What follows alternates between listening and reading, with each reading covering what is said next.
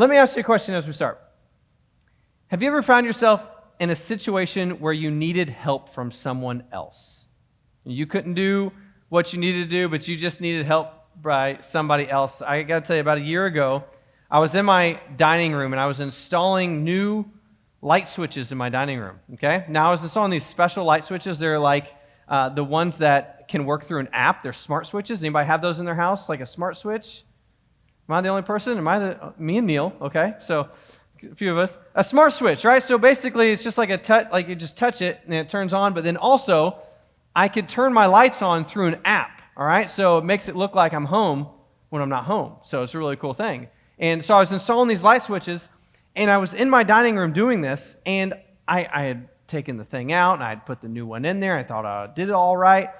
And I was like, Shelby, come in here. Check this out. Watch how this works, right? So I bring her in there, and I says, watch this. And I turn it on, and it does not turn on the light in the dining room. It turns on the light in the bathroom. And I don't know how that's possible, okay? I don't know how that was possible. My dining room's right here, and my bathroom, my downstairs bathroom's right next to it, but the switch is literally in the dining room. I don't know how it's possible that I can mess with that switch, and I turn it on, and now the light and the fan in the bathroom comes on. But I was embarrassed. I was like, okay, so I take it out, and I rework it, and I try to figure things out, and it does the same thing. I can't figure this thing out. I spent like an hour trying to get this light switch to work the right way. Now, after all of this has happened, my wife said to me, well, maybe you should just ask for some help. Ladies, listen, okay? When you grow up and you got a husband, right, and he's working on a project, like a house project, and he's struggling, the last thing that he wants to hear is maybe you should go ask another dude to help you get this done, all right? I was not pleased by that. And I don't know what she was thinking, but that's not the right way to handle it. Anyways, I had to ask my neighbor, Bobby, to come over and help me, all right? And so Bobby's an electrician, and he comes over, and literally within 5 minutes, he's got it done, and it's fixed, and it's all working great. And so it was this moment where I realized I just needed some help. I didn't know how to do this. I needed someone to help me get it accomplished. Maybe if you think of yourself on the other side of that, maybe sometimes in your life, you just need to help somebody else. Maybe every day in your life, whether you're at school or on a team or homeschooled or wherever you find yourself, maybe you can often be around people who just need a little bit of help. Maybe you've heard that internal voice. Have anybody ever felt that before, like this internal voice, this feeling where you've been past someone and you felt like, I should probably just help them. I probably should step in and do something. I don't know if you've ever felt like that when you've been in the car and you found yourself at a stoplight and you see someone begging for money or asking for help and you just feel, well, maybe I should just help them. Or maybe you found somebody that is struggling with their schoolwork and you just felt like, well, oh man, I wonder if I should help them. That internal voice, that internal struggle, I think that we all have opportunities in our life that this presents itself in numerous ways, where we are presented with opportunities to help people, but we don't always do that. We're pretty good at keeping to ourselves. We're pretty good at making sure that we have what we need. The question is, will I do anything about it? Will I do anything to help people in need? Last week we started this series. We called it When Necessary, this idea of what it looks like to share your faith in the ordinary parts of your life without even using words. And so we use this quote that says, share the gospel at all times, and when necessary, use words. So the idea behind that is that you can live your life, the way that you live can actually share the gospel without ever you speaking the gospel. It's actually possible to share your faith with how you live. And so last week we talked about how you treat people exemplifies your faith. And this is the idea that all of us have influence, and the way that we live in this world can actually influence other people to a relationship closer to Jesus. And so we looked at Jesus' story and how he treated someone and how it influenced other people and how they treated her in their relationship with God. This week I want to talk to you about sharing your faith through action. The things that you do, by the things that you do, people can come into a closer relationship with God by what you do for them, without ever even speaking actual words, but the way that you do things for them, they can come to a better relationship with Christ. So we're going to be in Mark chapter 6. So if you got a Bible app or something that you want to turn to, you can be there. In fact, if you got something, I'm going to have you turn to another part of the gospel later that's not going to be on the screen that I'm going to need you to have that out. But in Mark chapter 6, we get this really familiar story about Jesus' life, but at this point in his life, his ministry honestly is in a frenzy. Things are going crazy. Everywhere that Jesus goes, people are surrounding them, they're crowding him, they're wanting to touch him, they're wanting him to heal. I mean, Jesus can't go anywhere without people just constantly surrounding him. And so in Mark chapter 6, we find that Jesus has actually escaped on a boat. Him and his disciples, they got on a boat, and they were trying to go to another part of the area and try to get there before anybody realized that they were there, just to have some time away, just to escape the crowd. But what happened is people saw Jesus trying to run away on this boat, and they literally run on land and beat Jesus to the location, right? And so all of a sudden you got this crowd just like waiting for Jesus to land, and this is where we pick up in Mark chapter 6. You're going to be familiar with this story, but we're going to read it together. It's on the screen as well. Mark chapter 6, starting in verse 34. It says this: When Jesus landed and saw a large crowd, he had compassion on them, because they were like sheep without a shepherd. And so he began teaching them many things. By this time, it was late in the day. So his disciples came to him. "This is a remote place," they said, "and it's already very late. Send the people away so they can go to the surrounding countryside and the villages and buy themselves something to eat." But he answered, "You give them something to eat." They said to him, "That would take more than half a year's wages. Are we to go and spend that much on bread and give it to them to eat?" "How many loaves do you have?" he asked them. "Go and see." When they found out, they said, 5 and 2 fish. Then Jesus directed them to have all the people sit down in groups on the green grass. They sat down in groups of hundreds and fifties. Taking the 5 loaves and the 2 fish and looking up to heaven, he gave thanks and broke the loaves. Then he gave them to the disciples to distribute to the people. He also divided the 2 fish among them all, and they all ate and were satisfied. And the disciples picked up 12 basketfuls of broken pieces of bread and fish. The number of the men who had eaten was 5,000. Now, if you've been a part of church for very long, you've heard this story before, right? Jesus feeds the 5,000. But if we were to kind of look at this from the perspective that we're looking at tonight, I think you could see what it looks like to share your faith with your actions, and that's really what I want to do tonight. But here's what I would call, it's our first point, but what I would call a prerequisite to what this looks like in your life. A prerequisite, something that you have to do. The first thing is this: that you need to care about more than just yourself. If we're really going to be able to preach the gospel, if we're really going to be able to share your faith without words in everyday life, then you need to care about more than just yourself. And here's why I say that. Right before we read this text that we just read, right before this, Jesus experienced a great loss. One of his closest friends, John the Baptist, who was someone that had an upbringing next to Jesus, where they both had a birth that was close. And you guys remember John the Baptist was the one that prepared the way for Jesus. Like, he went out and preached about the Messiah before Jesus began his ministry. Right when Jesus began his ministry, John the Baptist was the one who baptized Jesus. Can you imagine being the guy that got to baptize Jesus? That's what John the Baptist did. But right before this, John the Baptist was brutally beheaded when he was in prison. He was killed. Matthew's gospel tells us that the reason that Jesus got in the boat to escape all the people is because he just heard this news. And so Jesus, in the midst of a great loss, losing of a friend who was brutally murdered in prison, he gets on this boat to try to get away, where we would all kind of like, that's okay, right? It's okay to grieve and to have this moment. Like, Jesus, have that. We understand that. But Jesus, even though he probably wanted to have this moment where he didn't want to be bothered, he just wanted to have a moment to relax. Here's what we read in verse 34, right, what we just read. When Jesus landed and he saw a large crowd, he had compassion on them, because they were like sheep without a shepherd. Jesus cared about more than just himself.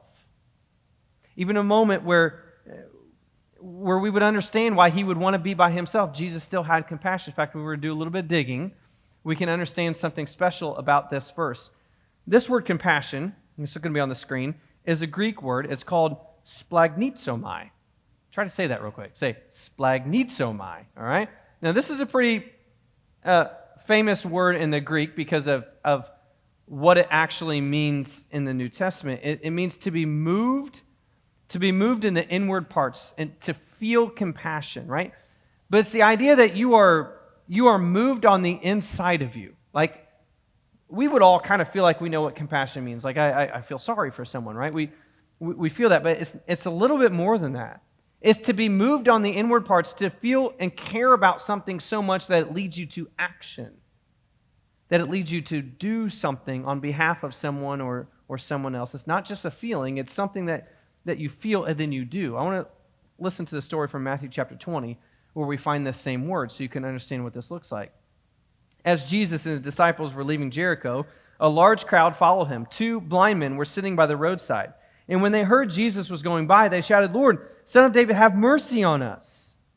The crowd rebuked them and told him to be quiet. But they shouted all the louder, "Lord, Son of David, have mercy on us." And so Jesus stopped and he called them. He says, What do you want me to do for you? Just kind of a funny question, right? Consider they're blind. They said, "Lord, we want our sight." Jesus had compassion on them. He touched their eyes, and immediately they received their sight, and they followed him. That's the word, compassion. He felt for them, and then not only just did he feel for them, but he did something about it. This is what we have to realize. Jesus cared about them. Even when we would have excused Jesus for having a personal moment, he didn't let that stop what he knew was right in that moment. I wonder if we all have moments like this in our life. And this is a struggle. We care about ourselves a lot. I think this is true in we tend to really care about ourselves, or maybe our friend group, or the people that we're close to, or a few others, but having compassion on everyone, it's not easy. It's something that we have to work to. If you really want to be able to share your faith in everyday life, and we have to care about people more than just ourselves. Paul said this. You're familiar with this verse as well. Paul says, "Do nothing out of selfish ambition or vain conceit. Rather, in humility, value others above yourselves, not looking to your own interests, but to the interests of others. In your relationship with one another, have the same mindset as Christ Jesus."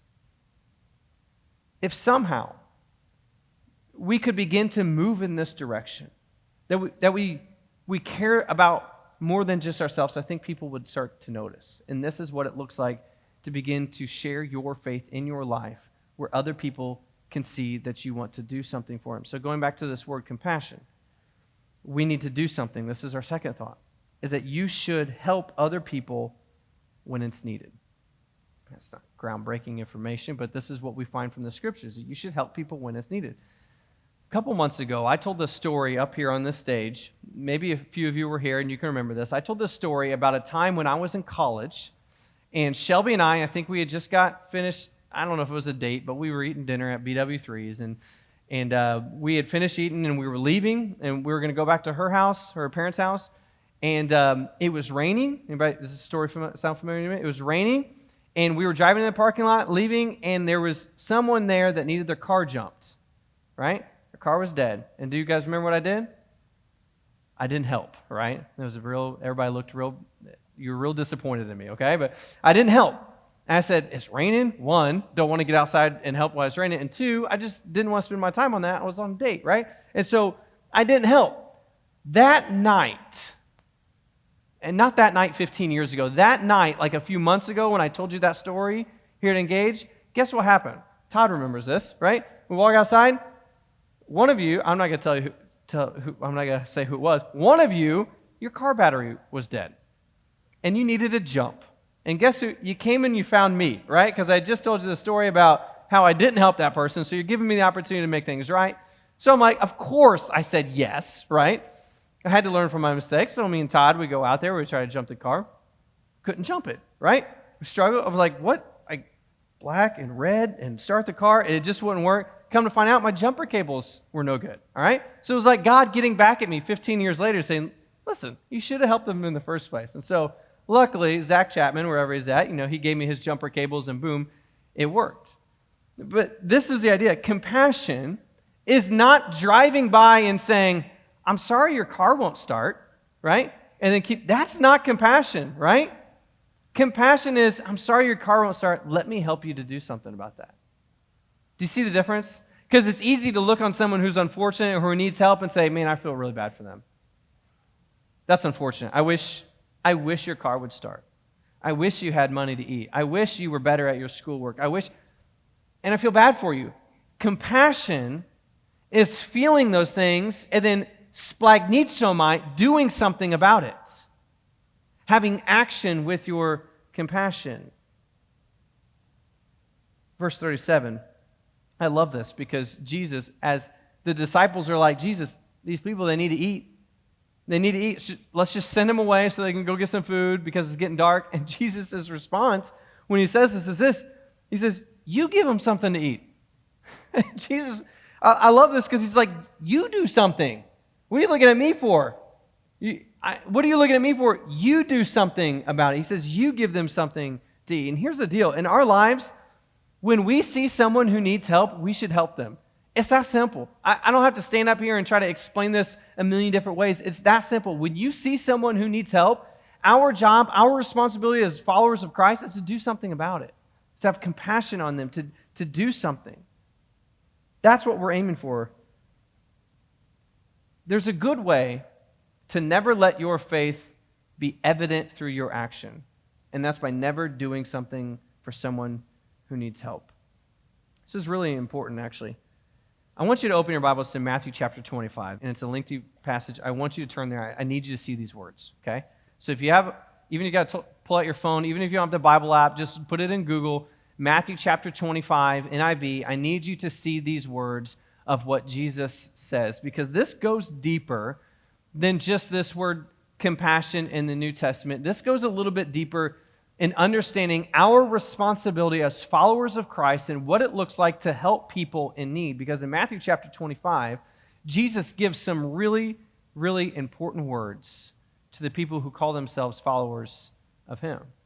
And we have to take note of this. So it's Matthew chapter 25 and verse 31 through 46. Here's what it says. When the Son of Man comes in His glory, and all the angels with Him, He will sit on His glorious throne. All the nations will be gathered before Him, and He will separate people from one another as a shepherd separates the sheep from the goats. He will put the sheep on His right, and He'll put the goats on His left.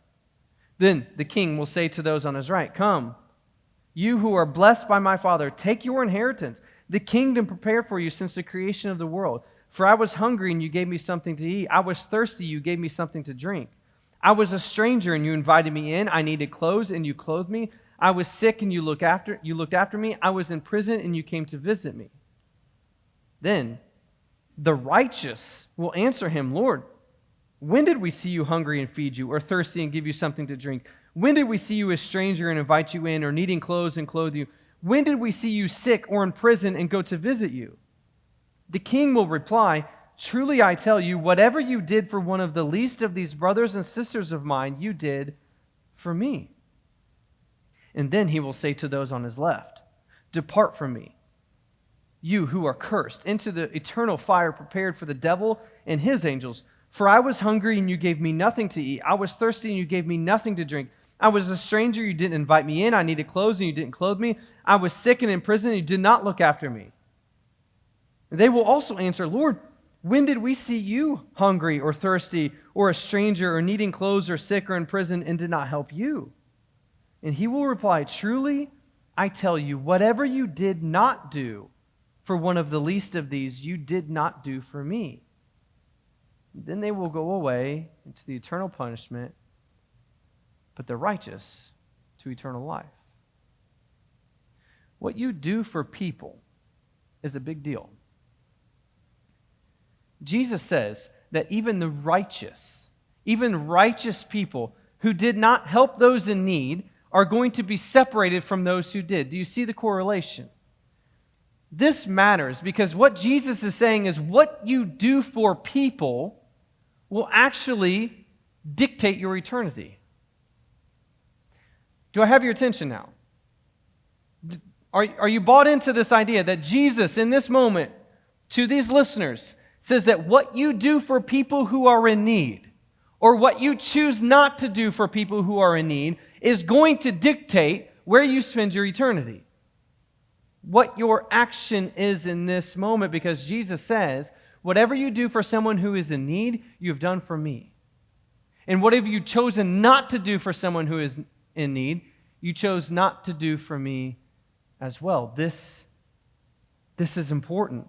This isn't just church talk of how to be a better person. This is what Jesus says is important, the expectation for everyone who decides and chooses to be a follower of Christ. You have to have a heart like he does. You have to see people and have compassion on them. You have to view them with the lenses that Jesus views them. And when you do this, you help people who are in need. This is what it boils down to. In your groups, you're going to talk a little bit more specifically about what that looks like and how you can accomplish that. But all of this pretty much leads to this idea. My last idea is that you have to believe. You have to believe that what you do can have a lasting impact on others. This is what we hang on to. That how we live, what you do for people, can share the love of Christ without even using words. There's a verse I love that Paul speaks into about spiritual development in a person's life. This is what it says in 1 Corinthians chapter 3, verse 6. Paul writes this, I planted the seed, Apollos watered it, but God has been making it grow. I don't know if you've ever heard that verse before or had that explained to you, but what Paul is basically saying is there's a different process for every person. And that you in your life, whether you say something or whether you do something, you are a part of that process. For Paul, talking about whoever he's talking about, says, I planted the seed. I started this. Apollos, who's another person, another follower of Jesus, watered it. He watered this seed, which is basically Bible talk for saying like he helped move this person along in their faith, and God is the one who is making it grow. And this is what we have to recognize, that maybe your part in someone else's life is that not necessarily that you do everything to lead them into a relationship with Christ, but maybe you feed them when they're hungry. Maybe you help them when their car won't start. Maybe you help them with their homework. And either way you slice it, however you want to look at it, you help people who are in need, and you believe that your faith on display in action is a part of their process leading to their faith in Christ. Does that make sense? Do you understand? That maybe your job isn't to run the whole scale with them, but maybe your job in that moment is just to help them in their need. Maybe you're the one watering the seed. Maybe you're the one that finally clicks and said, man, another Christian has helped me, has done something for me, and maybe you're the one that gets to finish that race, or maybe you're the beginning. However you want to look at it, you believe that what you do for someone is going to lead them in their relationship with Christ somewhere around the line. Here's what I want you to think about. This is what I want all of us to consider. Where are you ignoring the needs of people in your life? This is how we make this practical. Where in your life, home, school, a team, a club, work, bus ride home, I don't know, where are you ignoring the needs of other people in your life?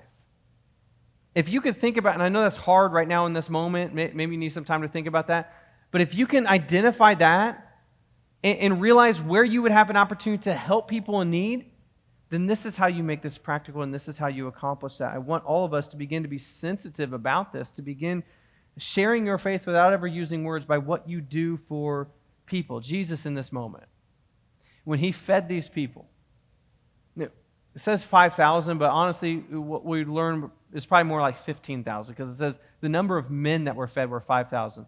There was going to be women, there was going to be children, there was a lot of people there.